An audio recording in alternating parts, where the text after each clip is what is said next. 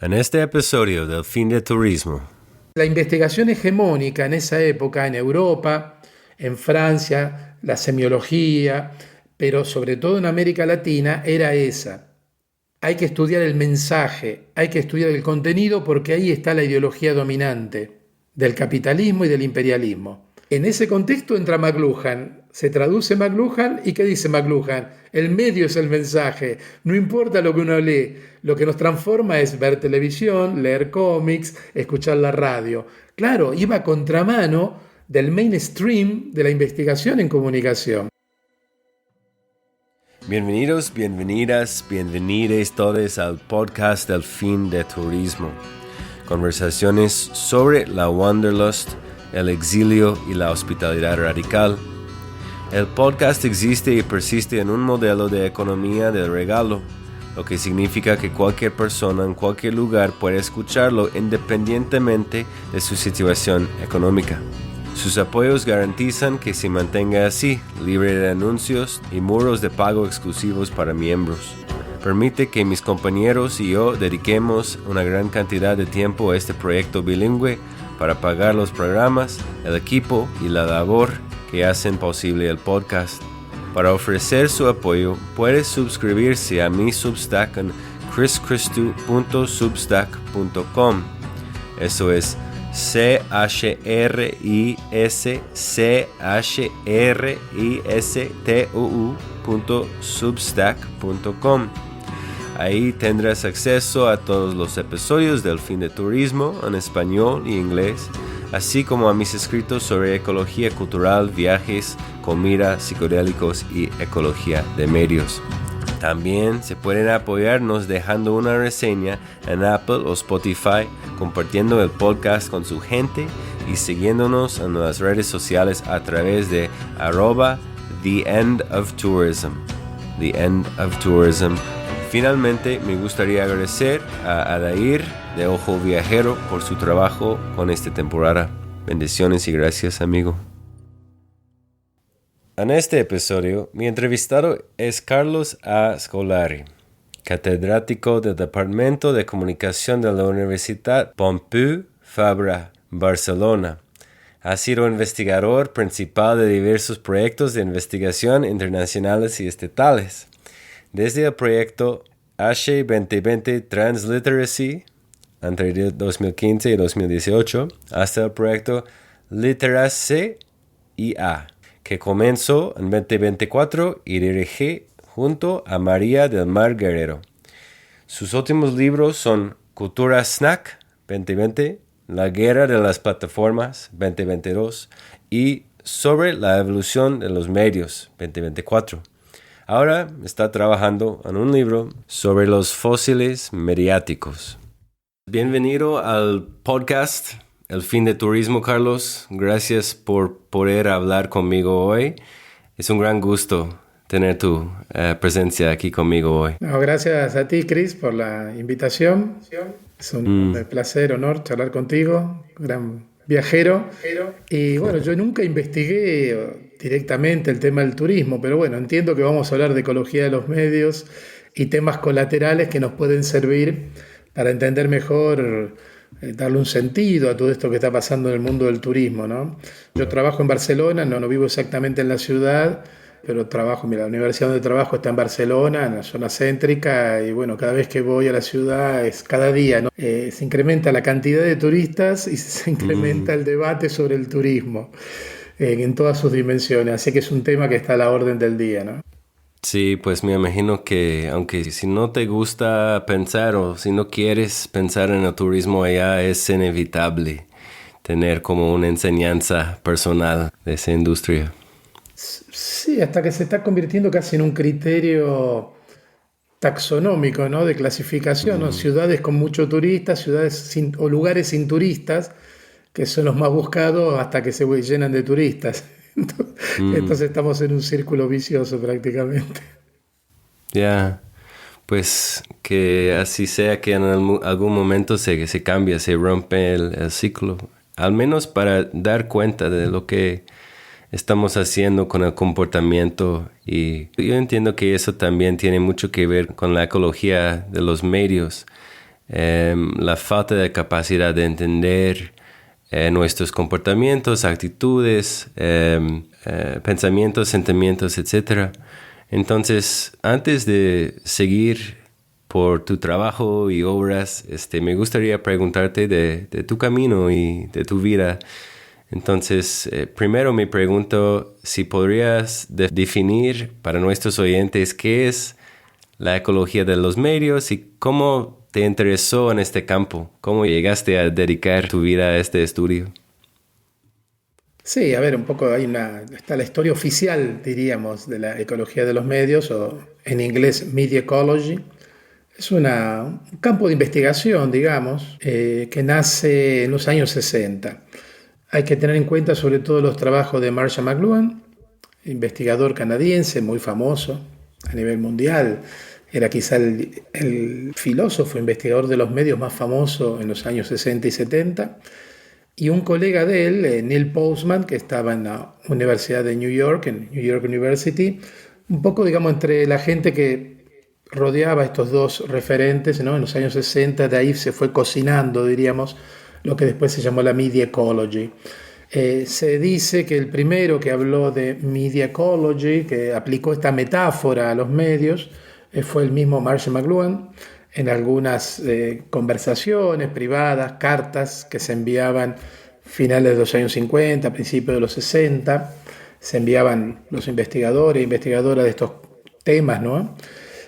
Digamos, la primera aparición pública del concepto de Media Ecology fue una conferencia en el año 1968 de Neil Postman, ¿no?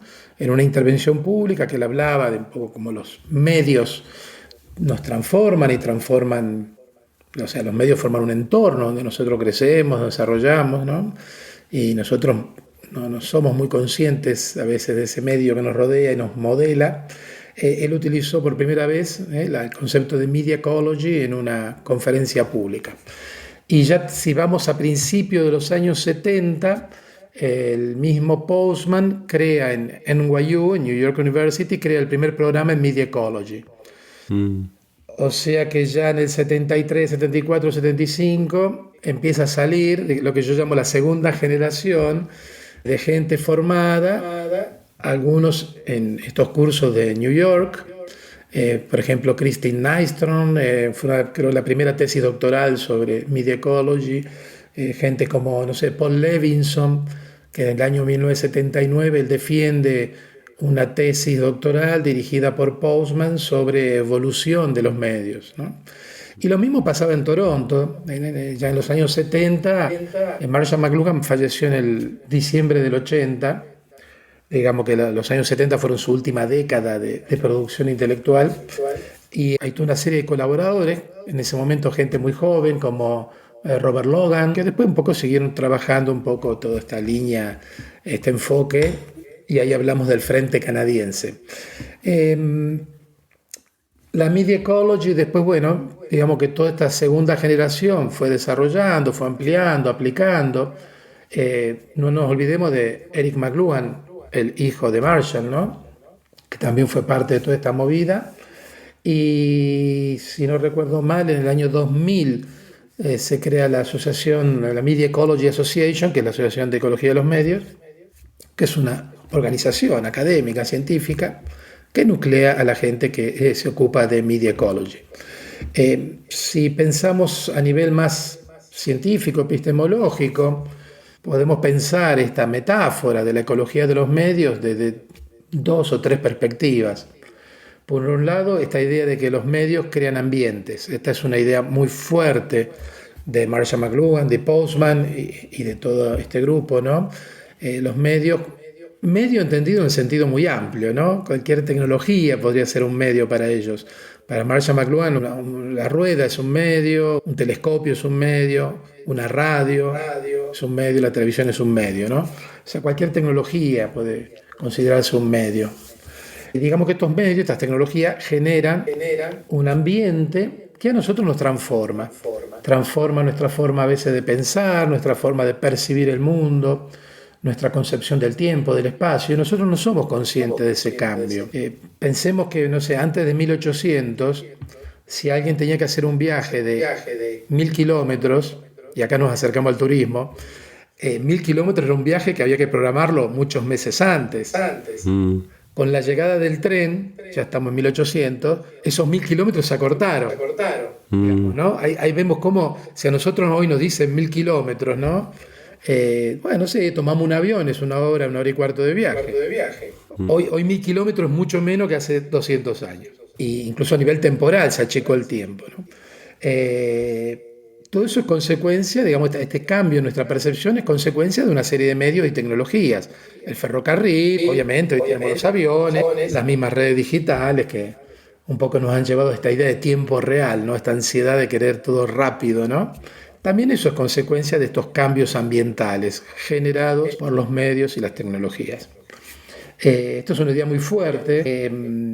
Cuando McLuhan y Postman hablaban de esto en los años 60, eran fuertes intuiciones que ellos tenían a partir de una observación muy inteligente de la realidad. Hoy las ciencias cognitivas, mejor, las neurociencias, han confirmado esa hipótesis. O sea, hoy existen toda una serie de metodologías para estudiar el cerebro y ya se ve como las tecnologías, los medios, afectan incluso la estructura física del cerebro, ¿no? Wow. Otro tema, que esto es histórico, ¿no? Que los medios afectan nuestra memoria. Esto viene de Platón, de hace 2500 años, ¿no? Que él decía que la escritura iba a matar la memoria de los hombres. Bueno, podemos pensar nosotros mismos, ¿no? O por lo menos esta generación que vivimos el mundo antes y después de las aplicaciones móviles. Yo hace 30 años, 25 años, tenía en mi memoria 30, 40 números telefónicos. Hoy no tengo ninguno. Y en esa, pensemos también el GPS, ¿no? En una época los taxistas de Londres, que es una ciudad laberíntica, se conocían a memoria la ciudad. Y hoy eso ya no hace falta porque tienen GPS. Y cuando han ido a estudiar el cerebro de los taxistas de Londres, han visto que ciertas áreas del cerebro se han reducido, digamos así, que son las áreas que gestionaban la parte espacial, ¿no? Esto ya McLuhan lo hablaba en los años 60, decía como que los cambios narcotizan ciertas áreas de la mente, decía él. Pero bueno, vemos que mucha investigación empírica, bien de vanguardia científica, de neurociencia, está confirmando todos estos pensamientos, todas estas cosas que se decían en los años 60 en adelante por la media ecology. Otra posibilidad es entender esto como un ecosistema de medios. Marshall McLuhan siempre decía, no le podemos dar significado, no podemos entender un medio aislado de los otros medios. Como que los medios adquieren sentido solo en relación con otros medios. También Neil Postman y mucha otra gente de la escuela de la media ecology defiende esta posición, ¿no? De que, bueno, los medios no podemos entender la historia del cine si no la vinculamos a los videojuegos, si no lo vinculamos a la aparición de la televisión, y así con todos los medios, ¿no? Hay trabajos muy interesantes, por ejemplo, de cómo en el siglo XIX diferentes medios, podríamos decir, que coevolucionaron entre sí. La prensa, el telégrafo, el tren que transportaba los diarios también, aparecen las agencias de noticias, o sea, vemos como es muy difícil entender el desarrollo de la prensa en el siglo XIX si no lo vinculamos al teléfono, si no lo vinculamos a la fotografía, si no lo vinculamos a la radiofotografía también más adelante. O sea, esta idea es muy fuerte, ¿no? También es otro de los principios para mí fundamentales de esta visión, que sería que los medios no están solos, forman parte de un ecosistema, y si nosotros queremos entender lo que está pasando y cómo funciona todo esto, no podemos analizar los medios aislados del resto. Okay. Hay toda una tercera interpretación, ya no sé si es muy metafórica, ¿no? Hay sobre todo gente en Italia, como el investigador Fausto Colombo de Milán, o Michele Cometa, es un investigador de Sicilia, ¿no? Michele Cometa, que él habla del giro ecomedial. Estos investigadores están moviéndose en toda una concepción según la cual, bueno, está bien, estamos en un ecosistema mediático que está contaminado. Está contaminado de fake news, está contaminado de noticias falsas, fake news, está contaminado de discursos de odio, etcétera, etcétera. Entonces ellos, digamos, retoman esta metáfora ecológica para decir precisamente, bueno, tenemos que limpiar este ecosistema, así como el ecosistema natural está contaminado, necesita una intervención de limpieza, digamos así, de purificación, también el ecosistema mediático corre el mismo peligro, ¿no? Mm, Y esta gente también llama la atención, y yo estoy muy cerca de esta línea de trabajo, sobre la dimensión material de la comunicación. Y esto también tiene que ver con el turismo, queriendo, ¿no? El impacto ambiental que tiene la comunicación hoy. mm, Entrenar una inteligencia artificial implica un consumo eléctrico brutal. Mantener funcionando las redes sociales, TikTok, YouTube, lo que sea, implica millones de servidores funcionando que chupan energía eléctrica y hay que enfriarlos, además, consumiendo aún más energía eléctrica, y eso tiene un impacto climático no indiferente. Así que bueno, digamos, vemos que esta metáfora de lo ecológico aplicado a los medios da para dos o tres interpretaciones. mm, wow. Pues sí, o sea, siento que cuando yo empecé tomando ese curso de Andrew McLuhan, el nieto de Marshall, como te mencioné, o sea, se cambió mi perspectiva totalmente en el mundo, en la manera como entiendo y como no entiendo también nuestras tecnologías, mis movimientos, etcétera. Pero ya por una persona que tiene décadas de estudiando eso, me gustaría saber de cómo empezaste. O sea, Andrew, por ejemplo, que entrevisté en la temporada, la tercera temporada, él tiene la excusa de su linaje, ¿no? de su papá y su abuelo. Pero entonces, ¿cómo un argentino joven empezó aprendiendo de ecología de medios? Bueno, yo te comento, yo estudié comunicación en Argentina, en Rosario, terminé la facultad, el último examen, el 24 de junio del 87, que fue el día que nacía Lionel Messi en Rosario, en Argentina, el mismo día. Y yo trabajaba, colaboraba en una asignatura, en una materia que era teorías de la comunicación. E incluso llegué a enseñar hasta el año 90, fueron 3 años, porque ya después me fui a vivir a Italia. En esa época nosotros leíamos a Marshall McLuhan, pero era una lectura muy sesgada ideológicamente. En América Latina, tú lo habrás visto en México, hay toda una historia, ¿no? de una tradición de crítica de los medios, sobre todo a todo lo que viene de Estados Unidos. Mm, Canadá está muy cerca de Estados Unidos. claro. Entonces, digamos que en los años 70 y 80 y hasta hoy, te diría muchas veces, a Marshall McLuhan se lo criticó mucho porque no criticaba los medios. Mm, O sea, él tenía una visión, él decía, Neil Postman sí tenía una visión muy crítica, pero en ese caso, esta era una de las grandes diferencias entre Postman y McLuhan, que Marshall McLuhan, al menos en público, él no criticaba a los medios, él decía, bueno, yo soy un investigador, yo envío sondas, estoy explorando lo que pasa, y él nunca se sumó, y yo creo que eso fue muy inteligente por parte de él, nunca se sumó a este coro mundial de crítica a los medios de comunicación. En esa época la televisión para mucha gente era un monstruo, los niños no tenían que ver televisión, un poco lo que pasa hoy con los móviles y lo que pasa hoy con TikTok, en esa época era la televisión el monstruo. Entonces había mucha investigación en Estados Unidos que ya partía de la base que la televisión y los medios son malos para la gente. mm, Vemos que es una historia que se repite. Yo creo que en ese sentido Marshall McLuhan, de manera muy inteligente, él no se sumó a ese coro crítico y él se dedicó realmente a pensar los medios desde una perspectiva mucho más libre, no anclada por esta visión, yo creo, demasiado ideologizada, que en América Latina es muy fuerte, es muy fuerte. Esto no implica bajar la guardia, no ser crítico, al contrario, pero yo creo que el verdadero pensamiento crítico parte de no de cierta antiojera ideológica, decimos esto ya es malo. Vamos a ver esto. Habrá cosas buenas, habrá cosas malas, habrá cosas. Lo que es innegable es que los medios, más allá que digamos son buenos, son malos, nos transforman. Y yo creo que eso fue lo importante de la idea McLuhaniana. Entonces, mi primer acercamiento a McLuhan fue desde una perspectiva de los autores críticos que, bueno, sí, viene de Estados Unidos, no critica a los medios, vamos a criticarlo nosotros, a él, ¿no? Y Mm. ese fue mi primer acercamiento a Marshall McLuhan. Yo me fui a Italia en la década del 90, estuve casi 8 años fuera de la universidad, trabajando en medios digitales, desarrollo de páginas web, productos multimedia, hipertexto. Y a finales de los 90 dije, quiero volver a la universidad, quiero hacer un doctorado. Mm. Y dije, quiero hacer un doctorado, bueno, estando en semiótica, estando, perdón, en Italia, el doctorado iba a ser de semiótica. Entonces hice un doctorado, mi tesis fue sobre semiótica de las interfaces.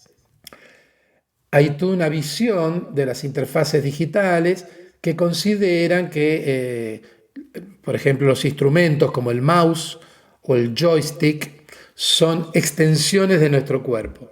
Mouse prolonga la mano y la mete dentro de la pantalla, ¿no? O el Mm. joystick o cualquier otro elemento de la interfaz digital. Claro, si hablamos de que el mouse es una extensión de la mano, eso es una idea magluhaniana, los medios como extensiones del ser humano, del sujeto. Mm. Entonces, claro, ahí yo releo a McLuhan en italiano a finales de los años 90 y me reconcilio con McLuhan, Mm. porque encuentro muchas cosas interesantes para entender precisamente la interacción con las máquinas digitales. En el año 2002 me mudo con mi familia a España, me reintegro a la vida universitaria y ahí me pongo a estudiar la relación entre los viejos y los nuevos medios. Entonces recupero la idea de ecosistema, recupero toda la idea de ecología, de media ecology, y me pongo a investigar y a releer a McLuhan por tercera vez y a leerlo en profundidad a él y a toda la escuela de media ecology para poder entender las dinámicas del actual ecosistema mediático y entender la emergencia de lo nuevo y cómo lo viejo lucha por adaptarse. En el 2009 estuve 3 meses trabajando con Bob Logan en University of Toronto. El año pasado estuve en el congreso de ICA y tuvimos 2 preconferencias con gente, con Paolo Granata y todo el grupo de Toronto. O sea que, bueno, tengo una relación muy fuerte con todo lo que se producía y se produce en Toronto.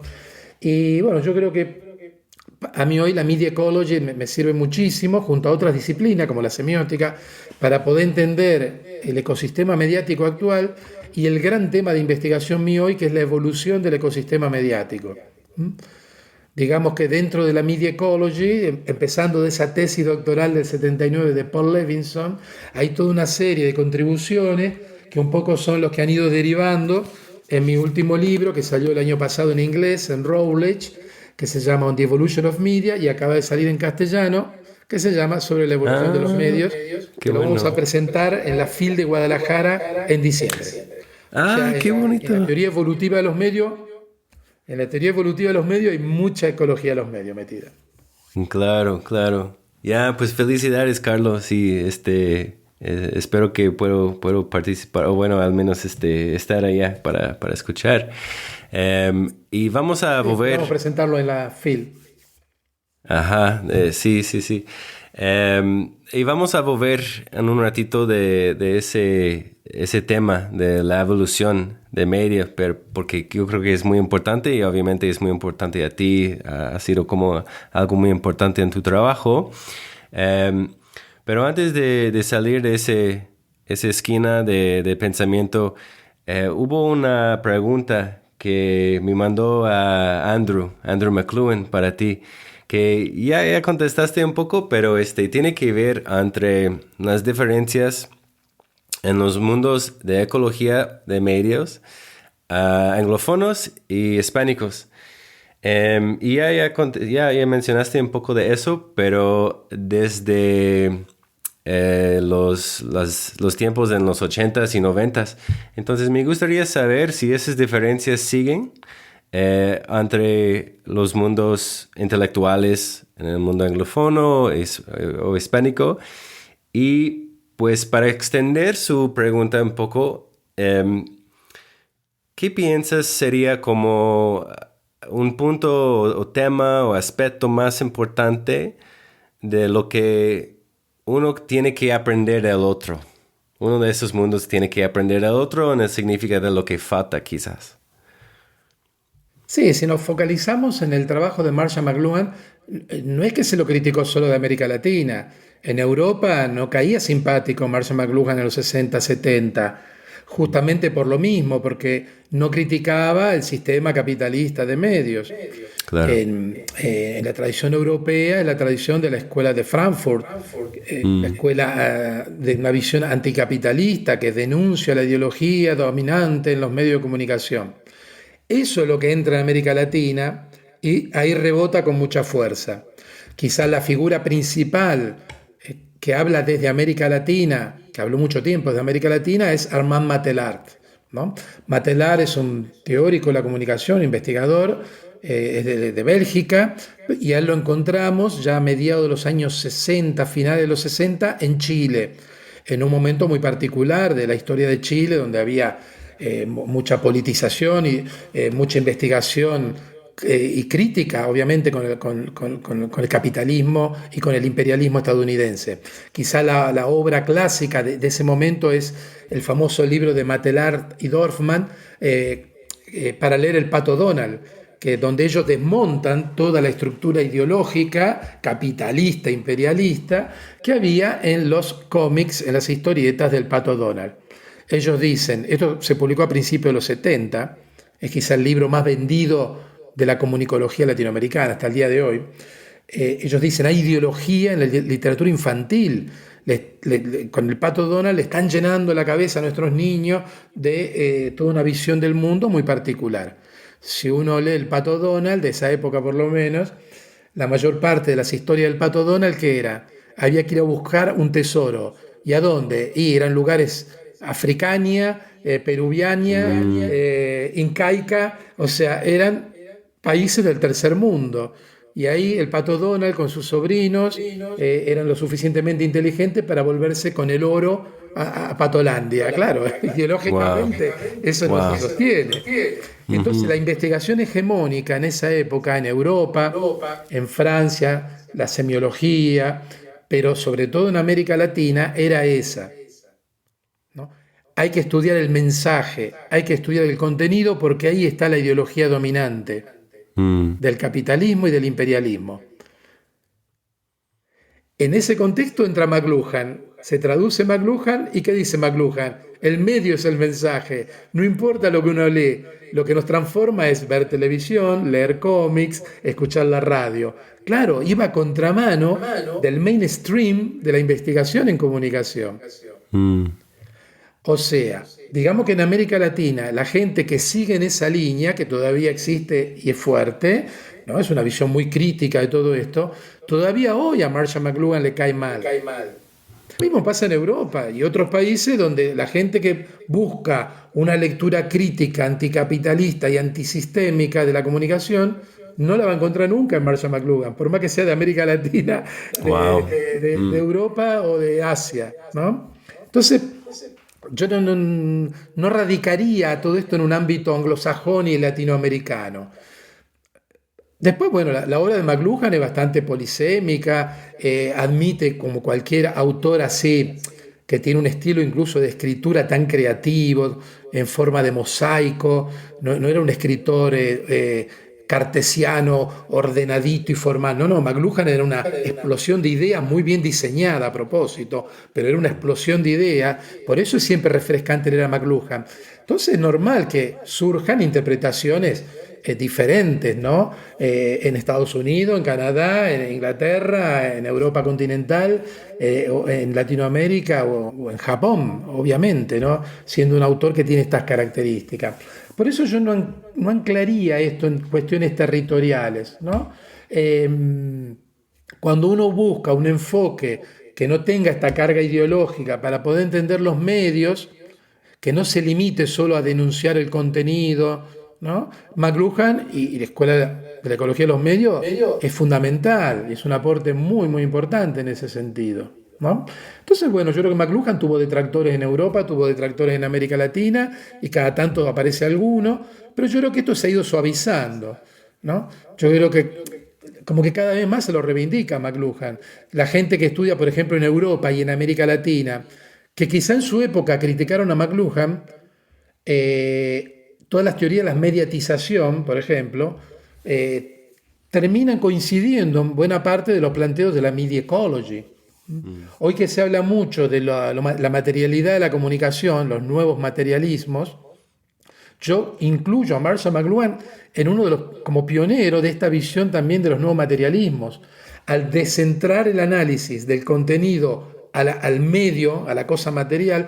Podemos considerar a McLuhan también, junto a Bruno Latour y otra gente, como pionero un poco de esta visión de no quedarse atrapados en el giro lingüístico, ¿no? En el contenido, en el giro semiótico, e incorporar también la dimensión material de la comunicación y el medio en sí. Muy bien, ya, wow. Es tanto, pero lo aprecio mucho. Gracias, Carlos. Y me gustaría seguir preguntándote un poco alrededor de tu propio trabajo. Tienes un capítulo en tu libro Las leyes de la interfaz, titulado Las interfaces coevolucionan con sus usuarios, donde escribes: estas leyes de la interfaz no desprecian a los artefactos, sus inventores o las fuerzas sociales. Solo se limitan a insertarlos a una red sociotécnica de relaciones, intercambios y transformaciones para poder analizarlos desde una perspectiva ecoevolutiva. Ahora, hay un montón ahí en ese paragrafito. Pero entonces me gustaría preguntarte, ¿cómo ve a los humanos coevolucionando con sus tecnologías? Por ejemplo, ¿nuestra forma de performatividad en la pantalla se convierte en un hábito más allá de la pantalla? Ya desde antes del Homo sapiens, los homínidos más avanzados, digamos, en su momento creaban instrumentos de piedra. Hemos descubierto que los neandertales tenían una cultura muy sofisticada, incluso prácticas casi religiosas, ¿no? Más allá de la cuestión material de la construcción de artefactos. O sea que nuestra especie es impensable sin la tecnología, ya sea un hacha de piedra o ya sea TikTok, ¿no? o un smartphone. Entonces, esto tenemos que tenerlo en cuenta cuando analizamos cualquier tipo de interacción cotidiana. Estamos rodeados de tecnología y acá, obviamente, la idea McLuhaniana es fundamental, ¿no? Nosotros creamos estos medios, nosotros creamos estas tecnologías también nos reformatean. McLuhan no me suena que haya usado el concepto de coevolución, pero está ahí, está hablando de eso, ¿no? Está hablando de eso.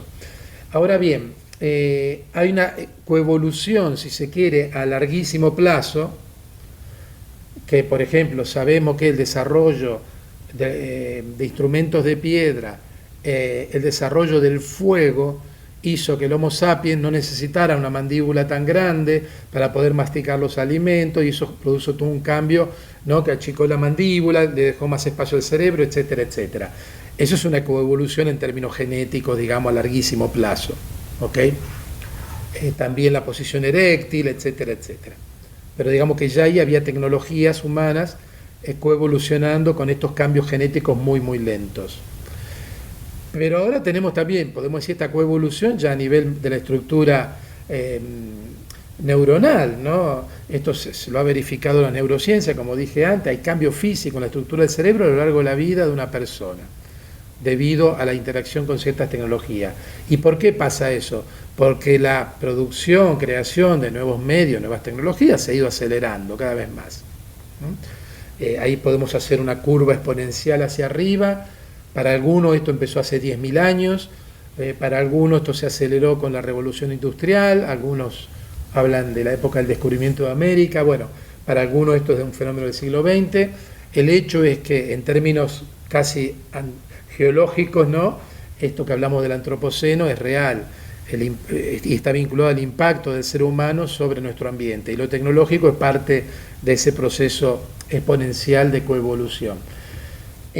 Nosotros hoy sentimos un agobio frente a esta aceleración de la tecnología y nuestra necesidad quizá de adaptarnos y coevolucionar con ella. como esto de que todo va muy rápido, ¿no? Cada semana hay un problema nuevo, una aplicación nueva, ahora tenemos la inteligencia artificial, etcétera, etcétera. Pero esta sensación no es nueva, es una sensación de la modernidad. Si uno lee cosas escritas en 1800, cuando llega el tren, también la gente se quejaba que el mundo iba muy rápido. ¿Dónde iremos a parar con este caballo de hierro que larga humo, ¿no? O sea que esta sensación de velocidad, de cambio rápido, ya generaciones anteriores la vivían. Pero evidentemente el cambio hoy es mucho más rápido y denso que hace 2 siglos. Y eso es real también. Así que bueno, nuestra fe se va coevolucionando y nos vamos adaptando como podemos. Yo esta pregunta se la hice hace 10 años a Kevin Kelly, el primer director de la revista Wired, que lo trajimos a Barcelona. Y él, que siempre es muy optimista, Kevin Kelly, es determinista tecnológico y optimista al mismo tiempo, él decía que bueno, que el Homo sapiens lo va llevando bastante bien, esto de coevolucionar con las tecnologías. Otra gente tiene una visión radicalmente opuesta, que esto es el fin del mundo, que el Homo sapiens estamos condenados a desaparecer por esta coevolución acelerada, que las nuevas generaciones son cada vez más estúpidas. Yo no creo eso. Creo, como McLuhan, que los medios nos reforman, nos cambian, algunas cosas quizás para bien, otras quizás no tanto, pero no tengo una visión apocalíptica de esto, para nada. Bien, bien. Entonces, antes, cuando mencionaste lo de la televisión, yo me acuerdo mucho de mi niñez.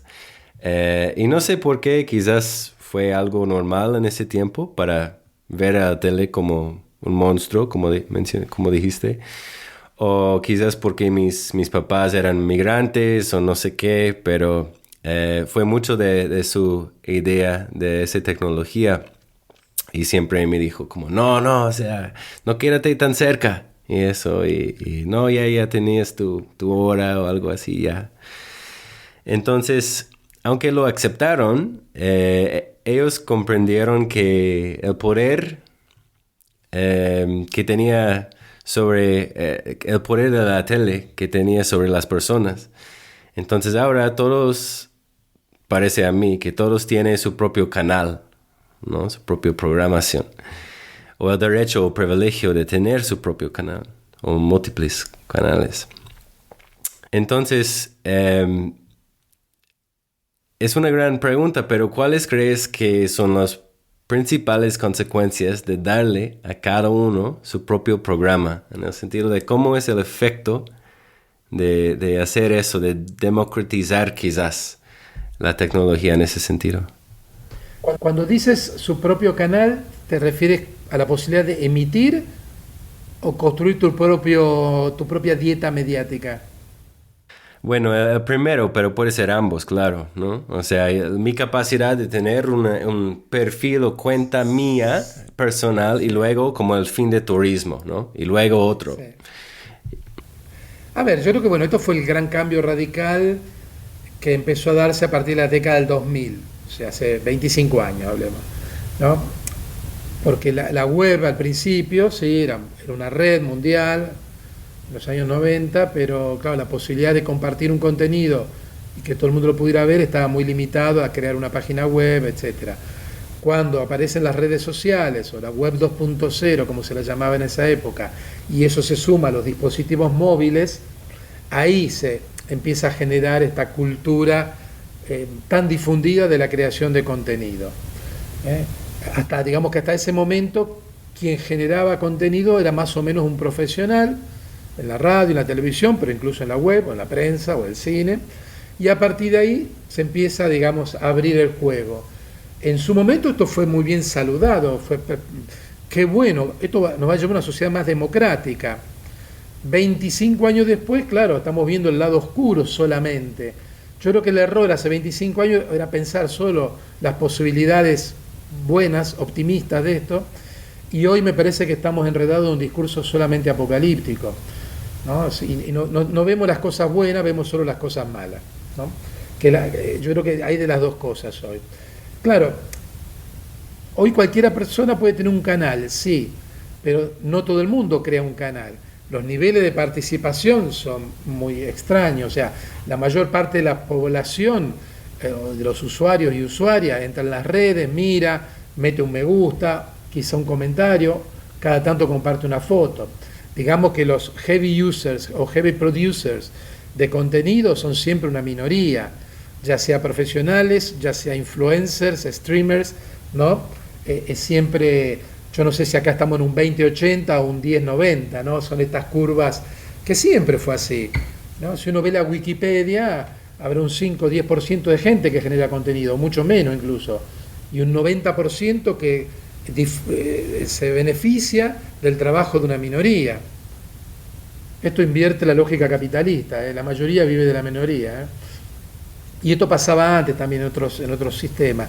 O sea que en ese sentido es solo una minoría de gente la que genera contenido de impacto, llamémoslo así, de alcance mayor. Pero bueno, yo creo que el hecho de que cualquier persona pueda dar ese salto, para mí está bien. Genera otra serie de problemas, ¿no? Porque mientras que genera contenido es un profesional, no es un periodista, digamos, todavía queda algo de normas éticas y que deben cumplir, ¿no? Yo veo que en el mundo de los streamers, el mundo de los tiktokers, etcétera, etcétera, lo primero que ellos dicen es: nosotros no somos periodistas. Y de esa forma se inhiben de cualquier control ético o de respeto a normas éticas profesionales. Por otro lado, las plataformas, Meta, Google, todas, lo primero que te dicen es: nosotros no somos medio de comunicación. Los contenidos los pone la gente, nosotros no tenemos nada que ver con eso. Claro, ellos también ahí se alejan de toda la reglamentación, por eso hubo que hacer, Europa y Estados Unidos tuvo que sacar leyes especiales, porque ellos decían: no, las leyes del periodismo a nosotros no nos alcanzan. Nosotros no somos editores de contenidos. Y es una mentira, porque las plataformas sí editan contenido a través de los algoritmos, porque los algoritmos nos están diciendo qué podemos ver y qué no está en primera página, ¿no? Nos están filtrando información, o sea que están haciendo edición. Entonces, como que se generan estas equivocaciones. Y eso es uno de los elementos que lleva a esta contaminación que mencioné antes en los ámbitos de la comunicación. Pero yo, si tuviera que elegir un ecosistema con pocos enunciadores, pocos medios, controlados por profesionales, y este ecosistema caótico, en parte contaminado, con muchos actores y muchas voces, yo prefiero el caos de hoy a la pobreza del sistema anterior.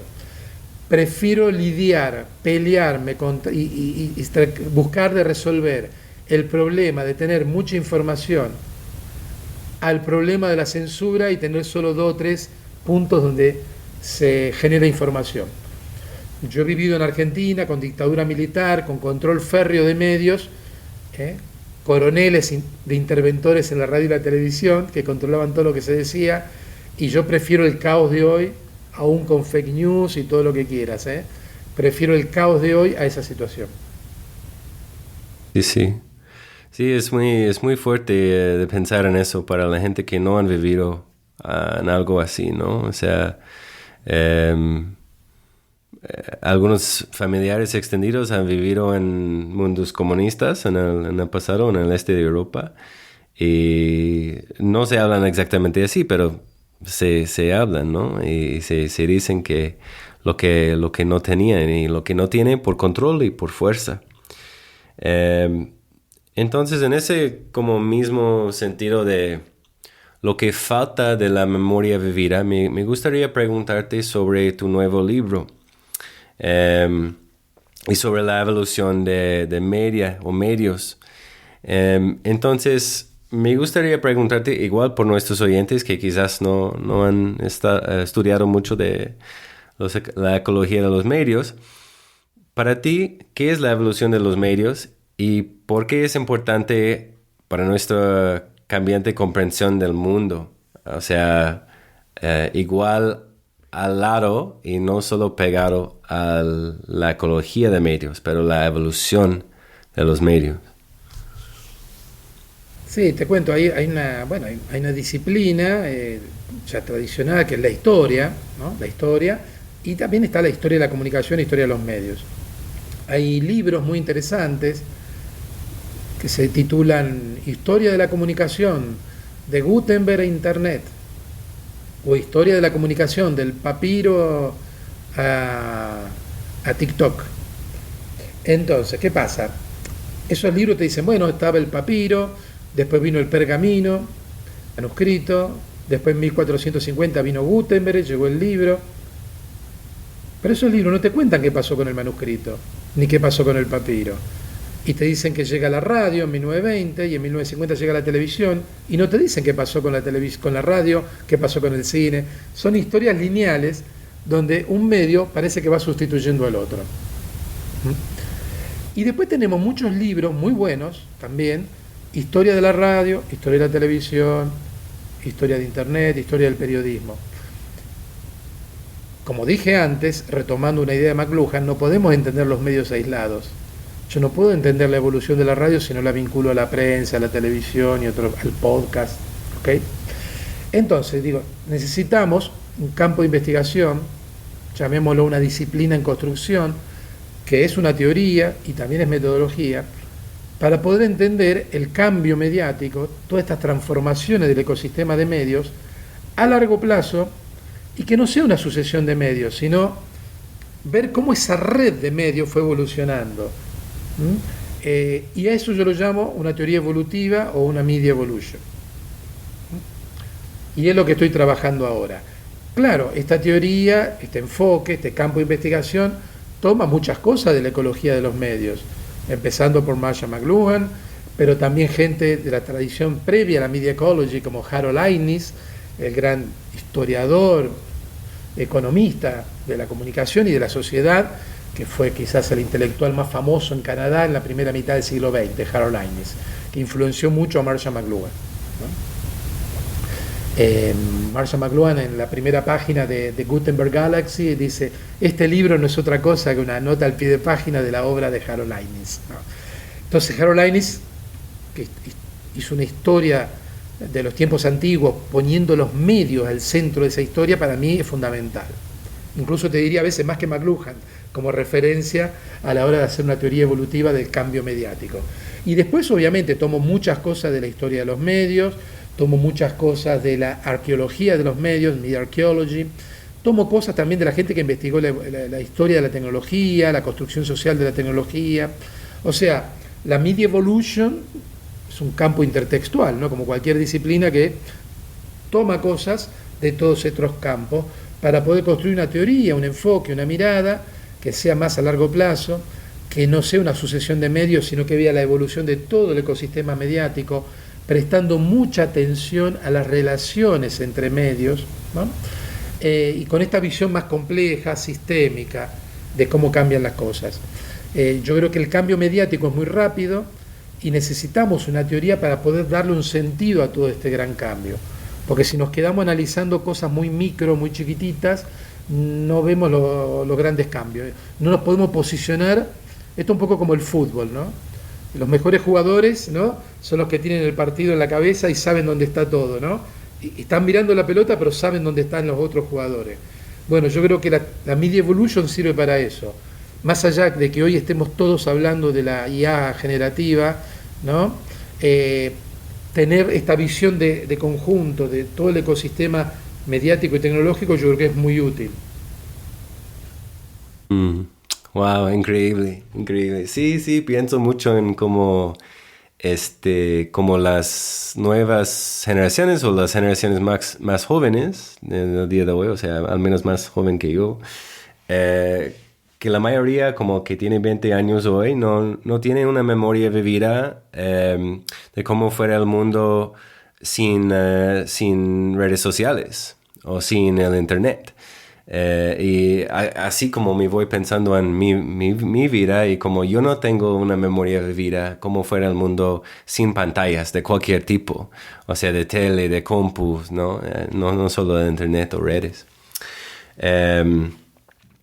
Pero así también, o sea, me acuerdo de una metáfora que... ¿Sigue? Sí, no, disculpa, te decía que mi padre tiene 90 años, y él se recuerda en el año 58-59, su casa fue la primera en un barrio de Rosario que tuvo televisión y transmitían a partir de a la tarde, 6 7 de la tarde, entonces venían todos los vecinos y vecinas a ver televisión a la casa de mi abuela. Y entonces cada generación tiene sus historias, ¿no? Ajá, ajá. Sí, pues sí. Y también, como dijiste, para entender los medios no como sujetos o objetos individuales, o sea, en su propio mundo, ¿no? O sea, recuerdo un poco de la metáfora de Robin Wall Kimmerer, que escribió un libro que se llama Braiding Sweetgrass o Trenzando Pasto Dulce, supongo, en español. Y mencionó que para entender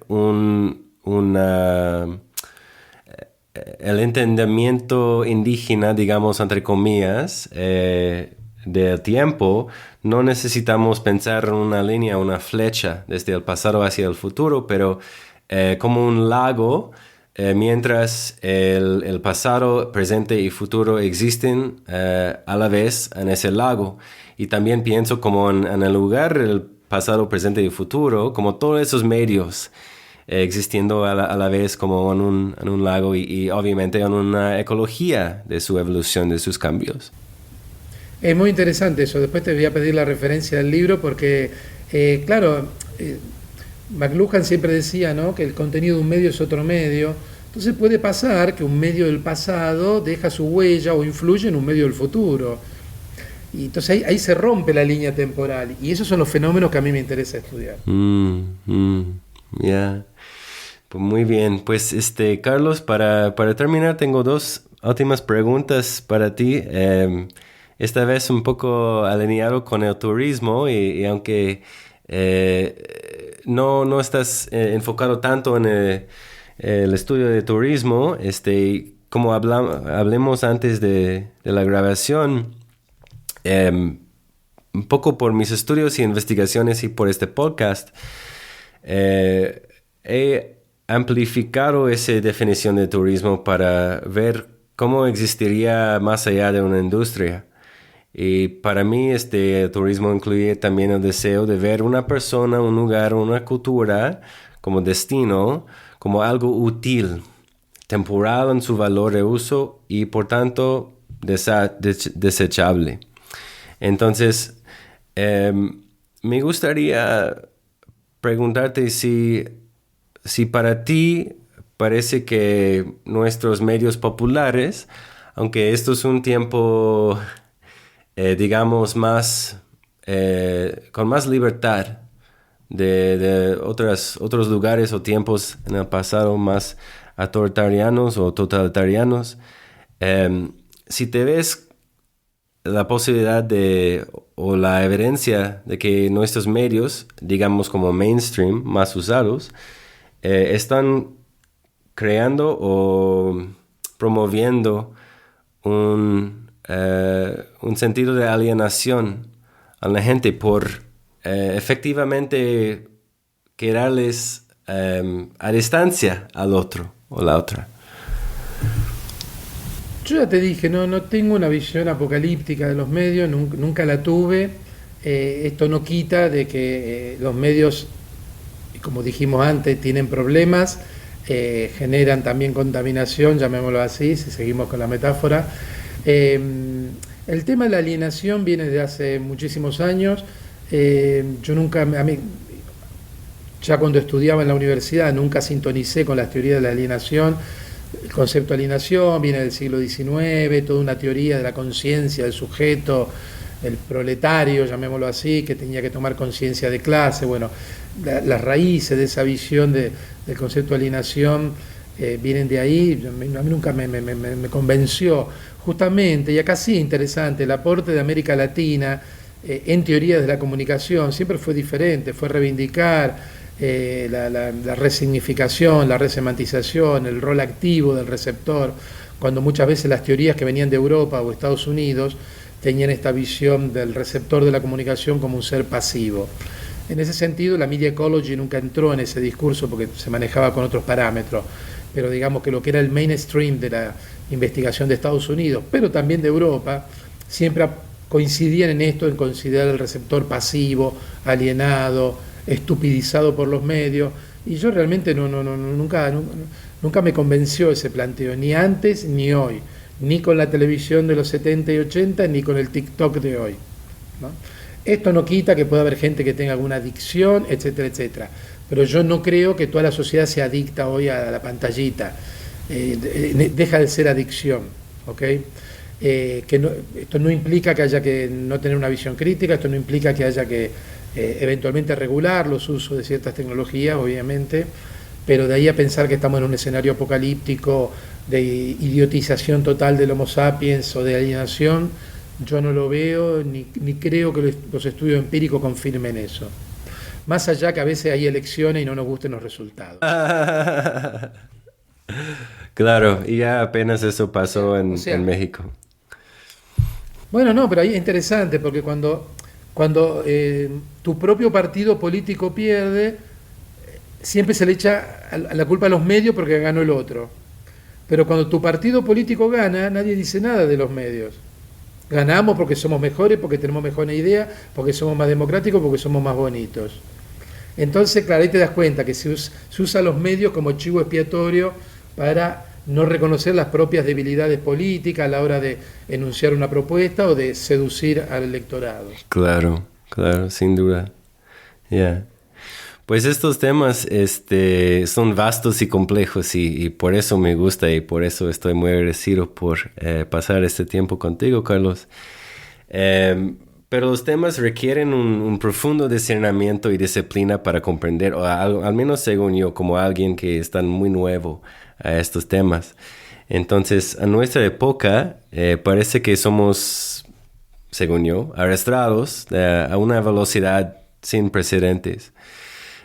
Nuestras tecnologías están avanzando y quizás socavando simultáneamente nuestra capacidad de comprender lo que está sucediendo en el mundo. Los usamos como protesta a veces, como mencionaste, pero sin una comprensión más profunda de cómo nos usan también. Entonces tengo la curiosidad por saber qué papel desempeña la ecología de los medios en la redención o curación de la cultura en nuestro tiempo. ¿Cómo podría la ecología de los medios ser un aliado, quizás, en nuestros caminos? Sí, yo creo que esta idea estaba presente, ¿no? En los teóricos de la media ecology, digamos, la primera generación. Ahora que lo pienso, estaba también en la semiótica de Humberto Eco, ¿no? Cuando decía la semiótica, más allá de analizar cómo se construye el significado, también aporta a mejorar la vida significativa, o sea, la vida cultural, la vida comunicacional, nuestro funcionamiento como sujetos, digamos. Y yo creo que en ese sentido la media ecology también, digamos, si nosotros entendemos el ecosistema mediático, vamos a poder sacarlo mejor, coevolucionar mejor, vamos a ser más responsables también a la hora de generar contenidos, a la hora de retuitear de manera a veces automática ciertas cosas. Yo creo que es todo un crecimiento, ¿no? de vivir una vida mediática sana, que yo creo que hoy existe esa posibilidad, ¿no? No es que yo estoy en Twitter desde el 2008-2009 y solo 2 veces tuve así un encontronazo y bloqueé a una persona maleducada. Después el resto de mi vida en Twitter es rica de información, de contactos, aprendo muchísimo, me entero de cosas que se están investigando. O sea, también está en uno, ¿no? Elegir otras cosas. Y, por ejemplo, ¿no? Donde veo que hay redes que no me aportan nada, directamente ni entro, ¿no? Yo creo que también es eso, ¿no? De aprender a sacar lo mejor de este ecosistema mediático. Y lo mismo para el ecosistema natural, ¿no? Así como estamos aprendiendo a preocuparnos de dónde viene la comida, cuánto tiempo se va a tardar en disolver este teléfono móvil por los componentes que tiene. Bueno, también es tomar conciencia de eso, ya sea en el mundo natural como en el mundo de la comunicación. Y yo creo que todos estos conocimientos, en este caso la media ecology, nos sirve para captar eso, ¿no? y mejorar nosotros también como sujetos, que ya no somos más el centro del universo, que esta es la otra cuestión, ¿no? Somos un átomo más perdido en toda una complejidad muy grande, ¿no?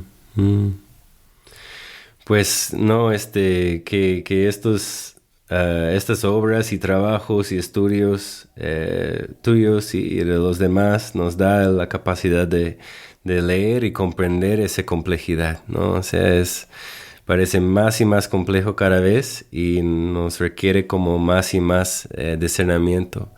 Entonces yo creo que pues igual hemos metido mucho en tu voluntad y capacidad de hacer eso y ponerlo y imponerlo en el mundo. Entonces, finalmente, Carlos, me gustaría extender mi agradecimiento y la de nuestros oyentes por tu tiempo hoy, tu consideración y tu trabajo. Siento que la alfabetización mediática y la ecología de los medios son extremadamente deficientes en nuestro tiempo y su voluntad de preguntar sobre estas cosas y escribir sobre ellas es una medicina para un mundo que quebrantado y para mí turístico. Entonces, así que muchísimas gracias, Carlos, por venir hoy. Y al final... Gracias por... Nada, te agradezco por las preguntas. Y bueno, yo creo que el tema del turismo es un tema que ocupa un lugar central hoy. Y si tú estuvieras en Barcelona, vería que todos los días se está debatiendo este tema.